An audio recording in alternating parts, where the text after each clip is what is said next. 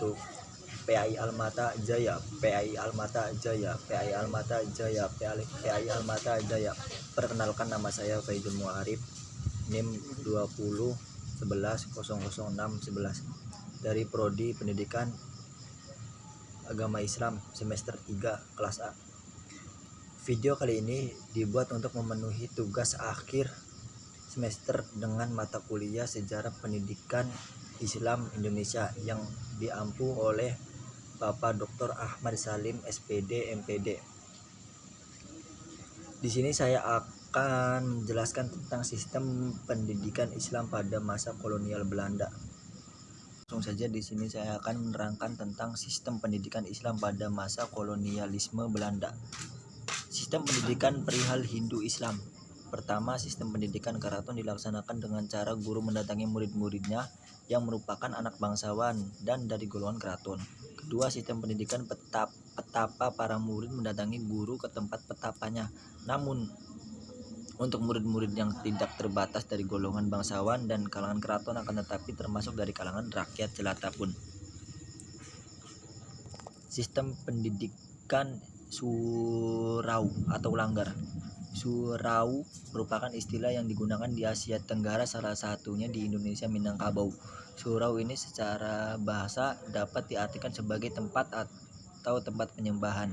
Seiring kedatangan Islam di Minangkabau, proses pembelajaran pendidikan Islam dimulai oleh Syekh Burhanuddin sebagai pembawa Islam yang dakwahnya melalui lembaga pendidikan surau. Sedangkan metode dalam pembelajaran di surau menggunakan metode ceramah, membaca, dan menghafal. Materi pembelajarannya disampaikan oleh Syekh kepada orang siak, dilakukan sambil duduk di lantai dalam bentuk lingkaran. Hal ini dikenal dengan istilah halaqah.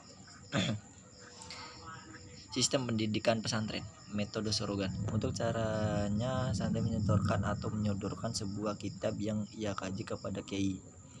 Kemudian kiai membacakan beberapa bagian dari kitab yang santri sodorkan. Kemudian santri mengulangi bacaan itu sampai santri tersebut membaca dengan baik.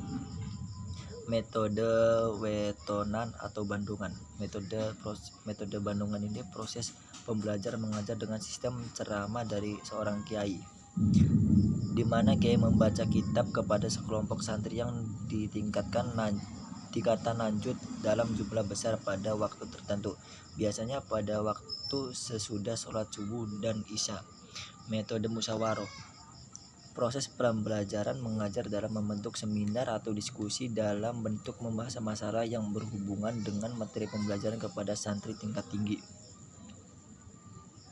Lingkungan belajar. Dengan demikian, perjalanan perkembangan sekolah yang semakin jauh dan merakyat menumbuhkan ide-ide pada kalangan intelektual Islam dalam memberikan respon dan jawaban pada tantangan tersebut dengan tujuan memajukan pendidikan Islam.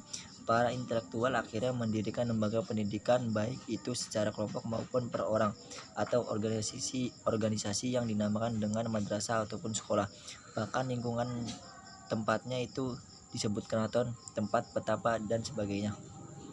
Cukup sekian, kurang lebihnya mohon maaf.